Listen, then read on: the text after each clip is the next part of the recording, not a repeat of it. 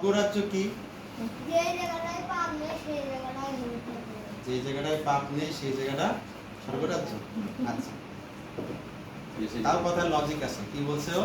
যে জায়গাটায় পাপ নেই সেই জায়গা স্বর্গরাজ্য। তো আমরা দেখি স্বর্গরাজ্যটা আসলে কি। আচ্ছা, তার আগে আমরা বলি যিশু কি কোনো ধর্ম নিয়ে এসেছিল? যিশু কি বলছিল তোমরা এই ধর্ম প্রচার করো, এই ধর্মের কাজ করো? যিশু কখনো বলছে? যিশু কি বলছে আমরা কি জানি? তোমরা সমুদায় জগতে যাও এবং আমার সুসমাচার প্রচার করো।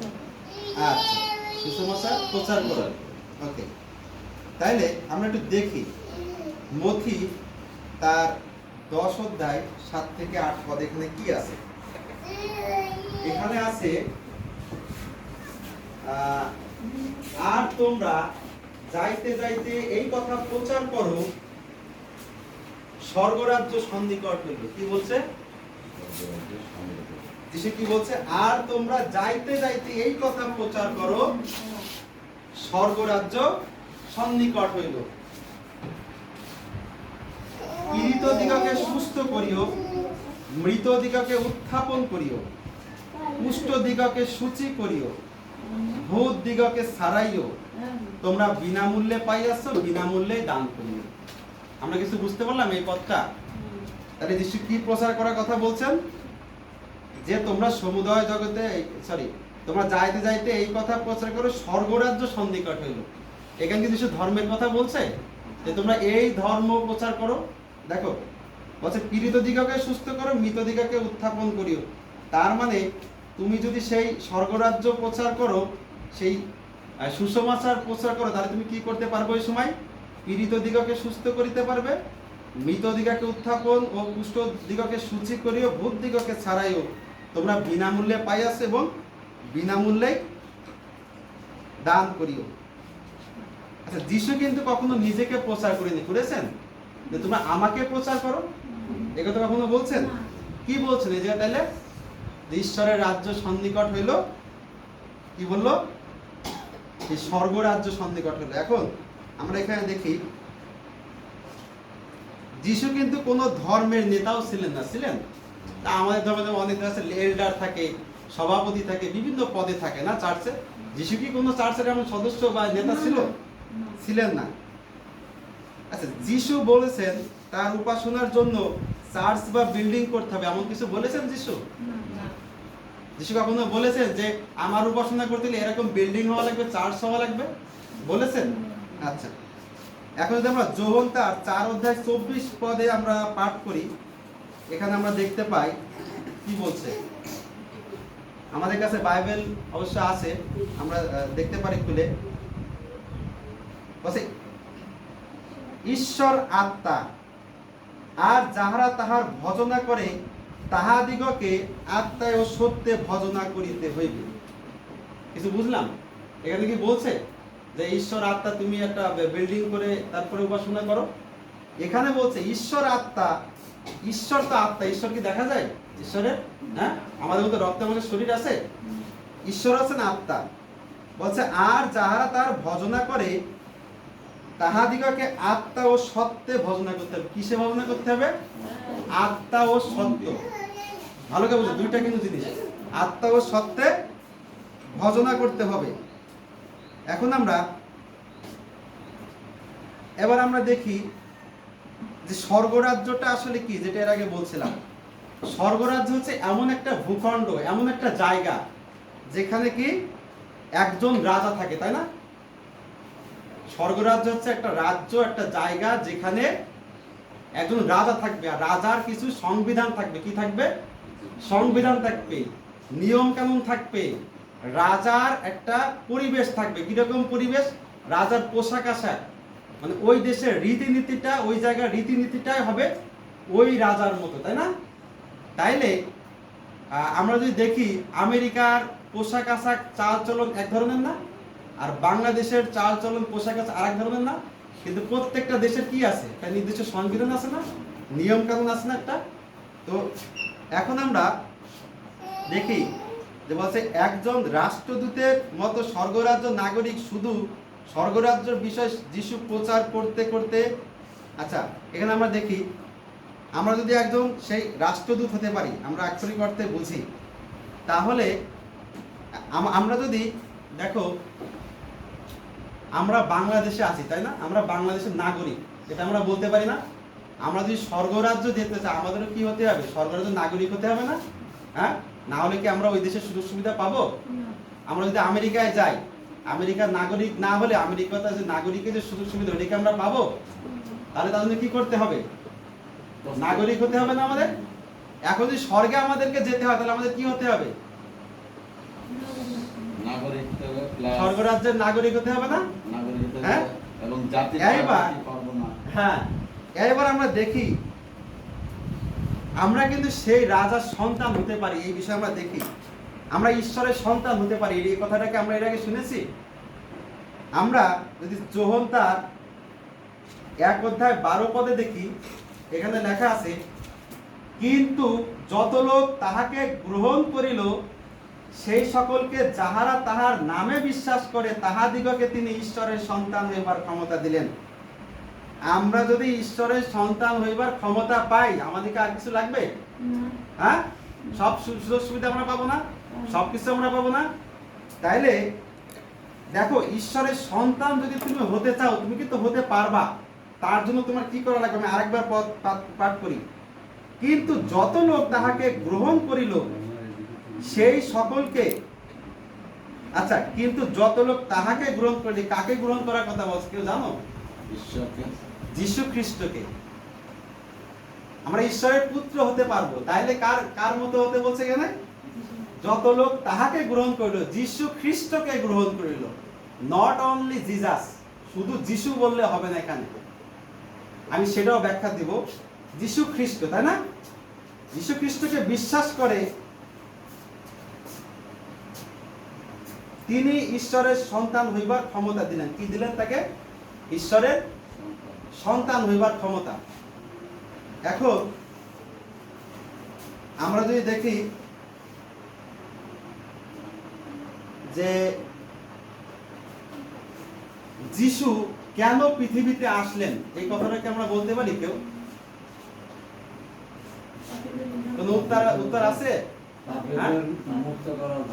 আচ্ছা, তার আগে আমরা একটু ওই গোড়ার দিকে যাই। আদম এবং হওয়াকে সৃষ্টি করেছেন ঈশ্বর, এটাকে আমরা জানি। তখন তার সেই এদন উদ্যানে কি হলো? তখন কি দিছিল কেউ কি জানো? ঈশ্বর আদম এবং হওয়ার মধ্যে কি দিছিল? আমরা কিন্তু আগেও এই বিষয়টা পাঠ করছি। আমরা এখন দেখি, আমরা আদি পুস্তক বার করে একদম আমরা পড়ি। আদি পুস্তক 1:26 পদ, আমরা যে কোনো একজন এই পদটা পাঠ করি। আদি পুস্তক 1:26 পাঠ করেন।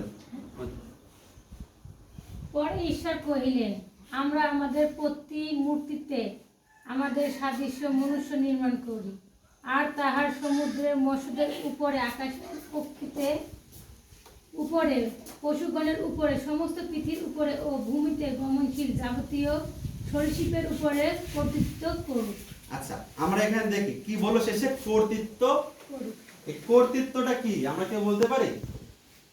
তার মানে আমি আবার পড়ি, পরে ঈশ্বর কইলেন, আমরা আমাদের প্রতিমূর্তিতে। দেখো, ঈশ্বর কি করলেন? 6 দিনে সৃষ্টি করলেন, তাই না? আমরা জানি।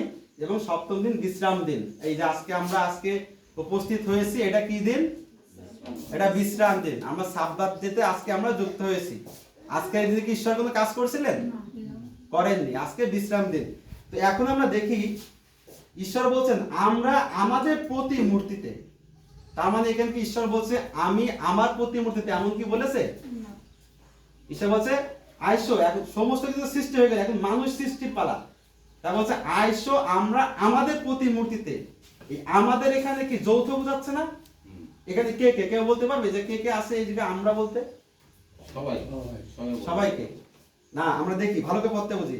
বলছে আমরা আমাদের প্রতিমূর্তিতে ও সাদৃশ্যে মনুষ্য নির্মাণ করি। মানুষ নির্মাণ করব আমাদের প্রতিমূর্তি এবং সাদৃশ্য। আমাদেরটাকে আমি বলে দিচ্ছি, পিতা, পুত্র, পবিত্র আত্মা। কি আবার বলি আমরা? পিতা, পুত্র, পবিত্র আত্মা। এই পিতা, পুত্র, পবিত্র আত্মা, এই জন্য বলছে কি আইসো এখন আমরা আমাদের প্রতিমূর্তিতে আমাদের সাদৃশ্যে মনুষ্য নির্মাণ করি। এই প্রতিমূর্তির সাদৃশ্য এখানে অনেক ব্যাখ্যা আছে এই জায়গাটা, যদি আমরা পড়ি, আমি ওই ডিপে যাচ্ছি না। তাহলে কি পিতা পুত্র পবিত্র আত্মা এই তাদের সাদৃশ্য এবং প্রতিমূর্তিতে কি সৃষ্টি করলেন? মানুষ সৃষ্টি করলেন। আচ্ছা, বলছে আর তাহারা সমুদ্রের মৎস্যদের উপরে, আকাশের পক্ষীদের উপরে, পশুগণের উপরে, সমস্ত পৃথিবীর উপরে ও ভূমিতে গমনশীল যাবতীয় সরীসৃপের উপরে কর্তৃত্ব করুক। কি করুক? কর্তৃত্ব করুক। এই কর্তৃত্ব পাওয়ার ঈশ্বর কাকে দিয়েছেন? মানুষের। কাকে দিয়েছেন? আমরা জোরে বলি, মানুষকে দিয়েছেন। তাহলে ঈশ্বর এই পৃথিবীতে যাবতীয়, আমরা যেমন গরু, ছাগল, হাঁস, মুরগি কি করি? পালন করি। আমরা আবার সেগুলো জবাই করে খাই না? আমরা ফসল উৎপাদন করি, সেগুলো আমরা খাই না? এই কর্তৃত্বটা কি অন্য কোনো পশু পাখি কি এরকম ফসল উৎপাদন করে? এই কর্তৃত্ব করে কারা করে? মানুষ করে। মানুষ কেন করে? এই যে কি কর্তৃত্ব দেওয়া হয়েছে, কাকে দেওয়া হয়েছে? মানুষকে।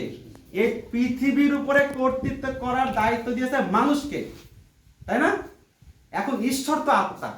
ঈশ্বর কি? আত্মা। তাহলে ওই আত্মা সে কি সরাসরি এসে এখানে কাজ করতে পারবে? হ্যাঁ? তাইলে যেহেতু ঈশ্বর বলেছেন মানুষকে এই কর্তৃত্বটা দিয়েছেন, মানে মানুষ আবার কে? যার রক্ত মাংস আছে সেই হচ্ছে মানুষ। তাইলে ঈশ্বরকে যদি পৃথিবীতে কর্তৃত্ব করতে হয় বা আসতে হয়, তাহলে সেটা দেহের প্রয়োজন আছে। আছে কি না? আছে না? ঈশ্বর কি ঈশ্বর কর্তৃত্ব দিয়েছেন মানুষকে, আবার ঈশ্বর নিজে আসবেন আত্মা হয়ে, তাহলে কি ঈশ্বর কি দুই রকম কথা বলে? কর্তৃত্ব মানুষকে দিয়েছেন, মানুষই কর্তৃত্ব করবে। এই জন্য ঈশ্বর যিশুকে পাঠালেন। কাকে পাঠালেন? আমরা জানি কি যিশু মরিয়মের গর্ভে, তাই না? এখন আমরা যিশায়া পুস্তক যদি আমরা বের করি,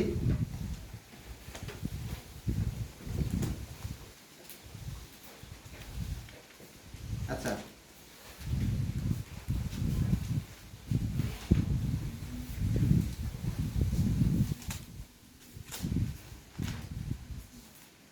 আচ্ছা দেখি এখানে যিশায়া 9 অধ্যায় 6 পদে, কারণ একটি বালক আমাদের জন্য জন্মিয়াছেন। ভালো করে আমরা পদটা করি। দেখো, বাইবেল যদি আমরা শুধু পড়ে গেলে হবে না, আমাদের বুঝতে হবে পদ। বলছে কারণ একটি বালক আমাদের জন্য জন্মিয়াছেন। একটি কি জন্মিয়াছেন? বালক জন্মিয়াছেন। একটি পুত্র আমাদিগকে দত্ত হইয়াছে। যিশায়া 9:6। হ্যাঁ, দেখো বলছি একটা বালক জন্মিয়াছেন। এই বালকটাকে মরিয়মের গর্ভে যে বালকটা জন্মেছেন, এই বালকটাকে যিশু। আমরা কিন্তু জানি এটা যিশু, তাই না? বালক। কিন্তু পরে বলছে একটি পুত্র আমাদিগকে দত্ত হইয়াছে। কি দত্ত হইয়াছে? তাহলে দুইটা আলাদা আলাদা জিনিস না? তাহলে বালক জন্মিয়াছেন, আবার বলছে পুত্র দত্ত হয়েছে। দত্ত মানে দেওয়া হয়েছে। এই পুত্রটা কে দিয়েছেন? ঈশ্বর। তাহলে বালক আর পুত্র ভিন্ন জিনিস না? পুত্র দত্ত হয়েছে আর বালক জন্মেছেন। তার মানে যিশু যে আমরা নামটা বলি, এটা হচ্ছে রক্ত মাংসের একটা শরীর, তাই না? আর যিশুর মধ্যে যে পুত্র দত্ত হইয়াছে, এটাই হচ্ছে সেই ঈশ্বরের প্রেরিত সেই পুত্র, তাই না? আর তাহার স্কন্ধের উপরে কর্তৃত্ব ভার থাকিবে এবং তাহার নাম হইবে আশ্চর্য মন্ত্রী, বিক্রমশালী ঈশ্বর, সনাতন পিতা, শান্তিরাজ। আচ্ছা, এখন আমরা যে জায়গাটাতে ছিলাম, তাহলে কর্তৃত্ব পাওয়ার ঈশ্বর কাদেরকে দিয়েছেন? মানুষকে। তাইলে এই কর্তৃত্ব আবার করতে গেলে এই জায়গায় কি রক্ত মাংসের শরীর থাকা লাগবে না? সেই শরীরটা কে? সেই শরীরটা হচ্ছে যিশু। এবার যিশু এসে কি করলেন? যিশু কিন্তু আমি এর আগে বলছি কি কোনো ধর্ম প্রচার করেছেন? যে তোমরা এই চার্চে যাও, এই মণ্ডলীতে যাও, এমন কিছু বলেছেন? এমন কিছু কিন্তু যিশু বলেননি। আমরা কিন্তু একটু আগেও সেটা দেখলাম। এখন আমরা মথিতে যাই, আমরা মার্কে যাই, দেখি যিশু কি প্রচার করেছেন বা আমাদের জন্য কি বার্তা রেখেছেন। বলছে আর যখন কারাগারে সমাপিত হইলে পর যিশু গালিলে আসিয়া ঈশ্বরের সুসমাচার প্রচার করিয়া বলিতে লাগিলেন। এই সুসমাচারটা যে আমরা বলি, এই সুসমাচারটা কি আগে আমাদের বুঝতে হবে। বাইবেল। এবার এই সুসমাচারটা কার সুসমাচার? যিশুর সুসমাচার না ঈশ্বরের সুসমাচার? যে ঈশ্বরের সুসমাচার। ঈশ্বরের, আমাদের কিন্তু প্রত্যেকটা পয়েন্টে পয়েন্টে বুঝতে হবে বিষয়টা। ঈশ্বরের সুসমাচার বলছে, যিশু প্রচার করছেন ঈশ্বরের সুসমাচার। কি প্রচার করছে দেখেন, বলছে কাল সম্পূর্ণ হইল, ঈশ্বরের রাজ্য সন্নিকট হইল। কি বলছে? ঈশ্বরের কাল সম্পূর্ণ হলে ঈশ্বরের রাজ্য সন্নিকট হইল, তোমরা মন ফিরাও ও সুসমাচারে বিশ্বাস করো। কি বলছে? আমাদের কি বার্তা দিয়েছেন? তোমরা মন ফিরাও ও সুসমাচারে বিশ্বাস করো। তাইলে এই মন ফিরাও বলতে কি বোঝায়? আমরা কি বলতে পারি? মন ফেরানোটা আসলে কি? মানে মন পরিবর্তনটা আসলে কি? বা আমরা যদি কোনো পাপ কোনো পাপ কোনো খারাপ কাজে লিপ্ত থাকি, হ্যাঁ? কোনো পাপকে অথবা খারাপ কাজে লিপ্ত থাকি, সেদিকে পরিবর্তন করে তার মানে তুমি আগে যা করতে সমস্ত কিছু বাদ দিতে হবে। তুমি আগে যেভাবে জীবনযাপন করতে, আগে যে তোমার ব্যবহার আচরণ ছিল, তুমি আগে যে সাপোজ আগে তুমি চার দোকানে আড্ডা করতে, এখন সেগুলো বাদ দিতে হবে। আগে তুমি সেই অধার্মিকতার পথে ছিলে, সেগুলো বাদ দিতে। তোমার মনে যত জড়তা আছে সব পরিষ্কার করতে হবে। তোমার মনটাকে পুরো বদলাইতে হবে, তোমার মনটাকে। কারণ যখন তোমার মন বদলাইতে তুমি সক্ষম হবা, তখন পবিত্রতা তোমার মধ্যে থাকবে। কি থাকবে? পবিত্রতা। আমরা আরেকটা গুরুত্বপূর্ণ বিষয় এখন আমরা জানি। দেখি মার্ক 16:15 পদ থেকে কি লেখা আছে এখানে। বলছে, আর তিনি তাহাদিগকে কহিলেন, তোমরা সমুদয় জগতে যাও। দাদা একটু আগে যেটা বলছিলেন, সমস্ত সৃষ্টির নিকটে সুসমাচার প্রচার করো। আমরা এই পদটা ভালো করে আমাদের বুঝতে হবে। আর তিনি, এই তিনিটাকে যীশু খ্রিস্ট। কে? যীশু খ্রিস্ট। কাদের বলছে? তাহাদিগকে কহিলেন। যীশু খ্রিস্টের সাথে কারা ছিল? শিষ্যরা। শিষ্যরা ছিল। গুড, ভালো উত্তর। আমরা এবার উত্তর দিই। কহিলেন, তোমরা সমুদয় জগতে যাও। তোমরা কারা? আমরা শিষ্যরা। শিষ্যদের বলছে। হ্যাঁ, এটা কি শুধু শিষ্যদের বলা হচ্ছে? আচ্ছা, বলছে সমুদয় জগতে যাও। কোথায় যাইতে বলছে? সমুদায় জগৎ। সমুদয় জগৎ বলতে কি বোঝায়? একটা গ্রাম, দেশ। বলছে সমস্ত সৃষ্টির নিকটে সুসমাচার প্রচার করো। যিশু কি গরু ছাগলের কাছে সুসমাচার প্রচার করতে বলছে?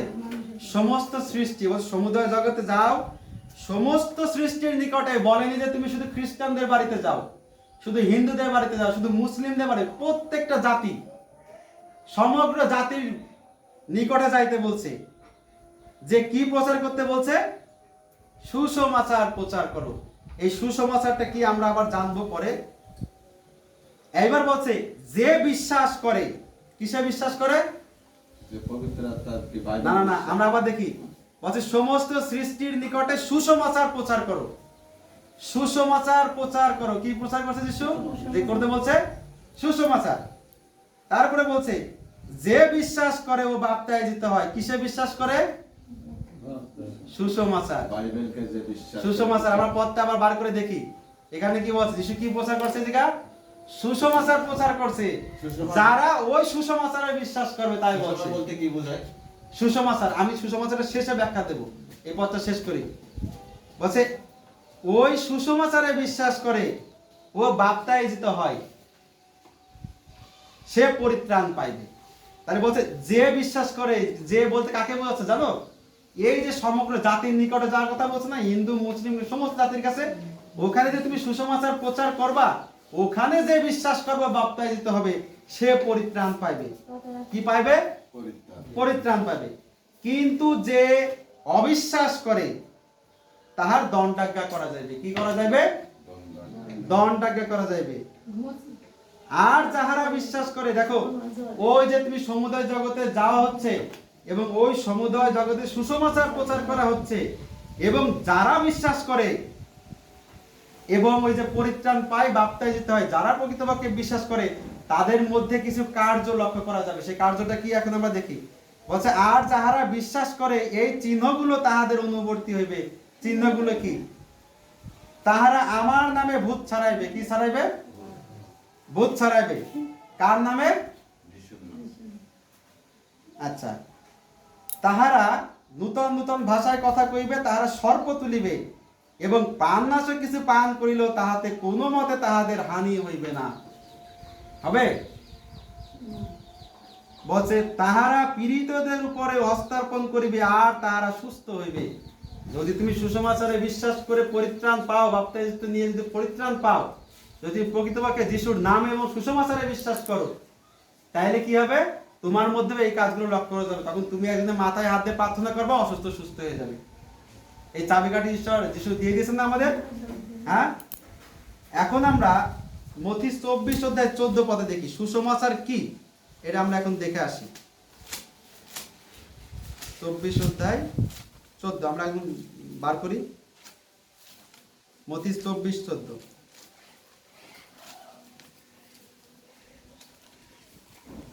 এখানে বলছে, আর সর্বজাতির নিকটে সাক্ষ্য দিবার নিমিত্তে রাজ্যের এই সুসমাচার সমুদয় জগতে প্রচার করা যাইবে, আর তখন শেষ উপস্থিত হইবে। আচ্ছা, এখন আমরা বলতে পারি পৃথিবী শেষ হবে কোন সময়? এটা আমরা কেউ জানি? পৃথিবী কোন সময় শেষ হবে? বলছে আর সর্বজাতির নিকটে, সর্বজাতি বলতে কি? সমস্ত সৃষ্টি মানুষের কাছে, তাই না? বলছে নিকটে কি? আর সর্বজাতির নিকটে সাক্ষ্য দিবার নিমিত্তে, কিসের নিমিত্তে? সাক্ষ্য দিবার নিমিত্তে রাজ্যের এই সুসমাচার। কিসের সুসমাচার? ঈশ্বরের রাজ্যের সুসমাচার সমুদয় জগতে প্রচার করা যাইবে, আর তখন শেষ উপস্থিত হবে। তাহলে কি বলতে পারি আমরা? যখন এই সমস্ত জাতির কাছে সুসমাচারের বার্তা পৌঁছে যাবে, তখন পৃথিবীর শেষ উপস্থিত হবে। এখন যদি আমরা রোমিও 1 অধ্যায় 1 থেকে 8 পাঠ করি, আমরা রোমিও 1 অধ্যায় 1 থেকে 8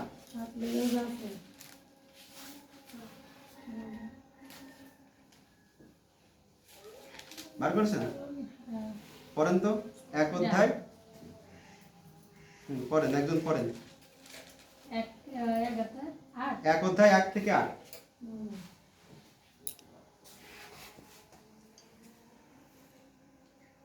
পৌল, যীশু খ্রিস্টের দাস, আহত প্রেত, ঈশ্বরের সুসমাচারের জন্য পৃথককৃত, যে সুসমাচার ঈশ্বর। আচ্ছা, এই জায়গায় আমরা একটু থামি। এই জায়গাটা কিন্তু আমরা একটু দেখি। অনেক সময় আমরা অনেকেই বলে পারি যিশুর সুসমাচার। কি বলে ফেলাই? যিশুর সুসমাচার বলি না আমরা? কিন্তু আসলে কি যিশুর সুসমাচার বলাটা ঠিক? ঈশ্বরের সুসমাচার যিশু প্রচারিত করছেন। আমরা এই জায়গা দেখি, পৌলের ব্যাখ্যাটা দেখি। বলছে পৌল যীশু খ্রিস্টের দাস, আহত প্রেরিত, ঈশ্বরের সুসমাচারের জন্য পৃথকীকৃত, যে সুসমাচার ঈশ্বর পবিত্র শাস্ত্রে আপন ভাববাদীগণের দ্বারা পূর্বে প্রতিজ্ঞা করিয়াছিলেন, তাহা তাহার পুত্র বিষয়ক, যিনি মাংসের সম্বন্ধে দাউদের বংশজাত, যিনি পবিত্রতার আত্মার সম্বন্ধে মৃতগণের পুনরুত্থান দ্বারা স্বপরাক্রম ঈশ্বরের পুত্র বলিয়া নির্দিষ্ট, তিনি যীশু খ্রিস্ট আমাদের প্রভু, যাহার দ্বারা আমরা তাহার নামের পক্ষে সকল জাতির মধ্যে বিশ্বাসের আজ্ঞাবহতার উদ্দেশ্যে অনুগ্রহ প্রেরিত প্রাপ্ত হইয়াছি। তাহাদের মধ্যে তোমরাও আছো, যীশু খ্রিস্টের আহত লোক। আচ্ছা, এখন এই পদ থেকে, এক পদ থেকে অনেকেই মনে করে এই সুসমাচার কার সুসমাচার? যীশু খ্রিস্টের সুসমাচার। আচ্ছা, আমরা এখন লুক 4 অধ্যায় 43 পদে দেখি। এখানে কি বলছে? এখানে বলছে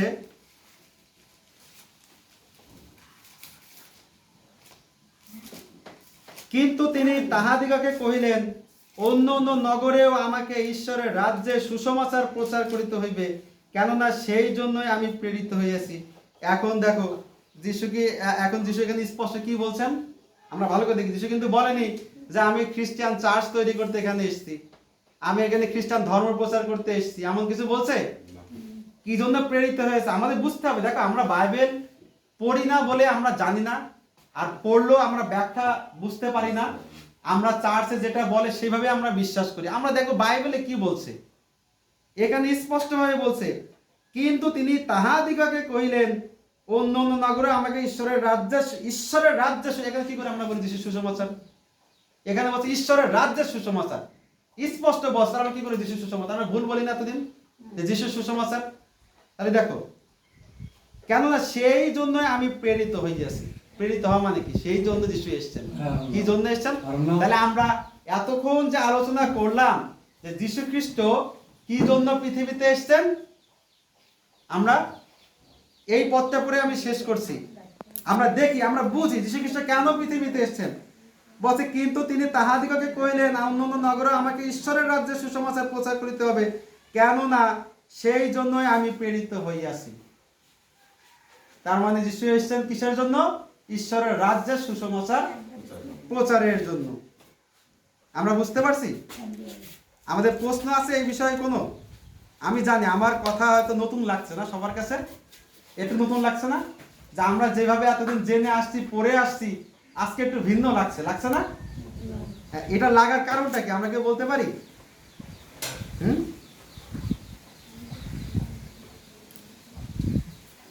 এটা লাগার কারণ হচ্ছে আমরা বাইবেল পড়ি না। আমরা বাইবেল পড়ি না। আমরা ওই মনে করি যে না, আমরা গির্জায় যাচ্ছি, চার্চে যাচ্ছি, সবাই আছে, ব্যাস এটাই আমার হয়তো স্বর্গরাজ্যে চলে যাবে, এমনটা আমরা ভাবি। এটা আমাদের ভুল ধারণা। এটা আমাদের ভুল ধারণা। এটা কারণ